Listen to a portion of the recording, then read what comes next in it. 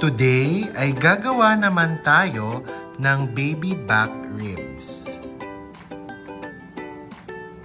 Sa isang mixing bowl ay paghahaluin lang natin ang soy sauce, pineapple juice, brown sugar, salt, pepper and curry powder, minced garlic,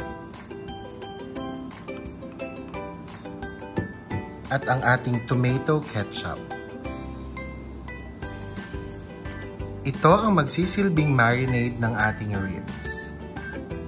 Ngayon ay ilalagay na natin ang ating prepared marinade sa ating ribs at ibababad natin ito ng 30 minutes to 1 hour. Mas masarap kung overnight. After natin ma-marinate ang ating ribs, ay ilalagay natin ito sa pressure cooker at isasalang natin ng mga 45 minutes.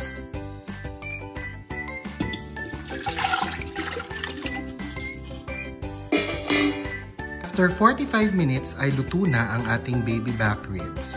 For more cooking and baking videos, please don't forget to subscribe to my YouTube channel, AJ Karel, and please don't forget to hit the like and share button and the notification bell para updated kayo sa aking mga videos.